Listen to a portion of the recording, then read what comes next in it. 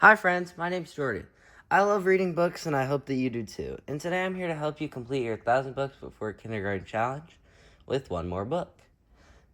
If you like this book, you can watch and listen to it over and over again because each and every time counts. No matter how far you are into the challenge, friends, I want you to never give up because I believe in you and I know that you can do this challenge. Okay, now let's get started with the book. Today we're going to be reading The Story of Ferdinand by Munro Leaf and drawings by Robert Lawson. Let's get started. The Story of Ferdinand.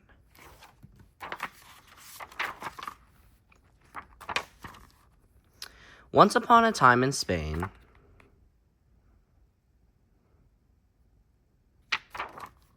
there was a little bull and his name was Ferdinand.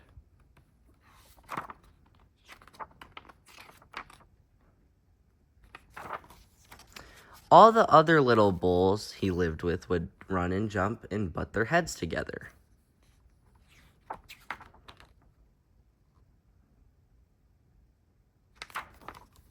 But not Ferdinand.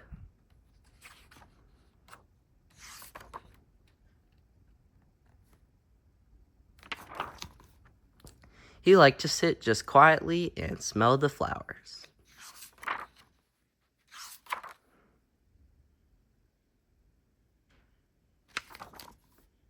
He had a favorite spot out in the pasture under a cork tree.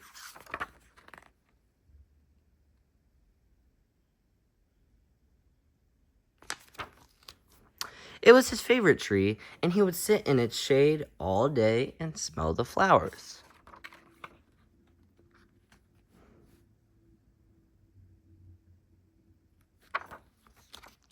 Sometimes his mother, who was a cow, would worry about him. She was afraid he would be lonesome all by himself.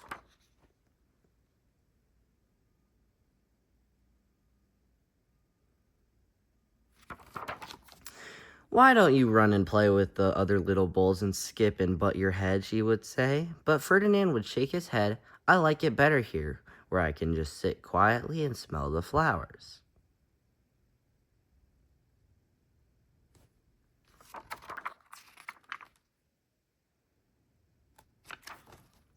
His mother saw that he was not lonesome, and because she was an understanding mother, even though she was a cow, she let him just sit there and be happy.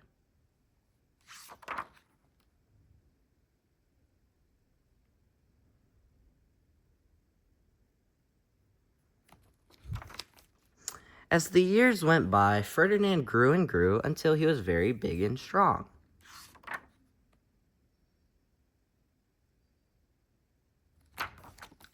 All the other bulls who had grown up with him in the same pasture would fight each other all day. They would butt each other and stick each other with their horns. What they wanted most of all was to be picked to fight at the bullfights in Madrid.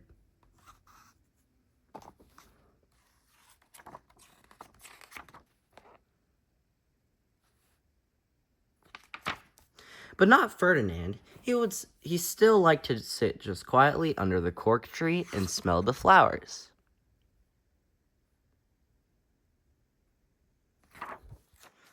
One day, 5 men came in very funny hats to pick the biggest, fastest, roughest bull to fight in the bullfights in Madrid.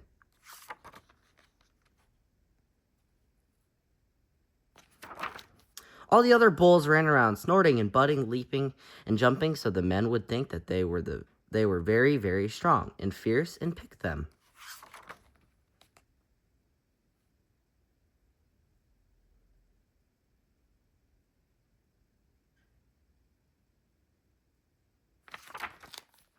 Ferdinand knew that they wouldn't pick him, and he didn't care, so he went out to his favorite cork tree to sit down.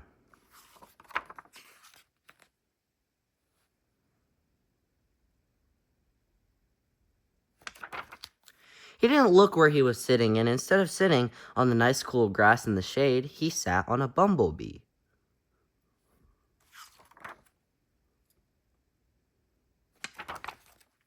Well, if you were a bumblebee and a bull sat on you, what would you do? You would sting him, and that is just what this bee did to Ferdinand.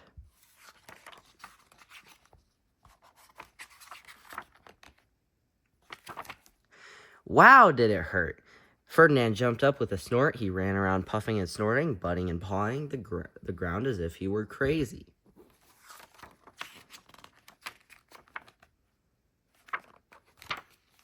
The 5 men saw him, and they all shouted with joy. Here was the largest and fiercest bull of all, just the one for the bullfights in Madrid.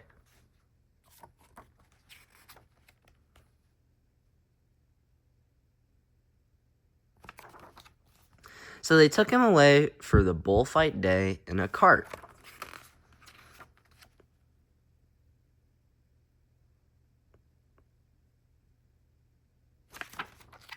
What a day it was! Flags were flying, bands were playing.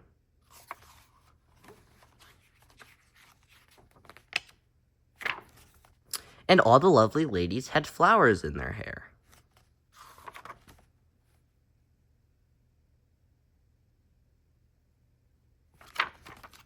They had a parade into the bull ring.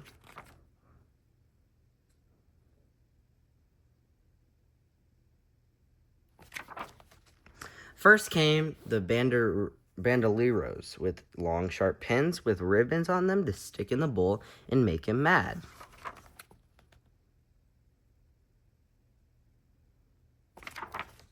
Next came the picadores, who rode skinny horses, and they had long spears to stick in the bull and make him madder.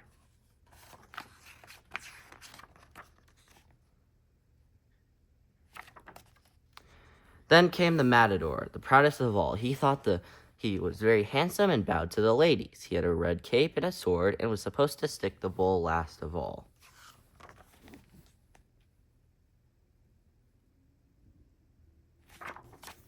Then came the bull, and you know who that was, don't you?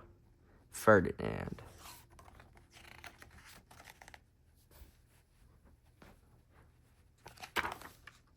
They called him Ferdinand the Fierce, and all the banderillos were afraid of him, and the picadores were afraid of him, and the matador was scared stiff.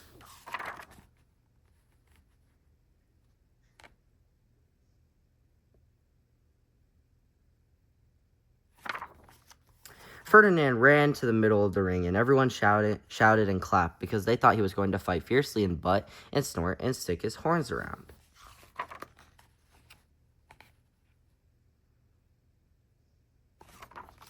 But not Ferdinand. When he got to the middle of the ring, he saw the flowers in all the lovely ladies' hairs, and he just sat down quietly and smelled.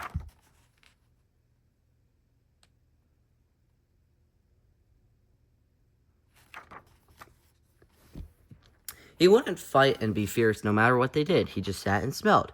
And the banderillos were bad, and the picadores were madder, and the matador was so mad he cried because he couldn't show off his cape and sword.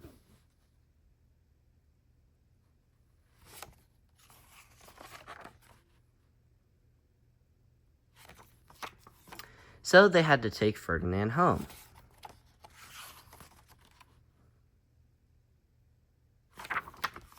And for all I know, he is sitting there still under his favorite cork tree, smelling the flowers just quietly.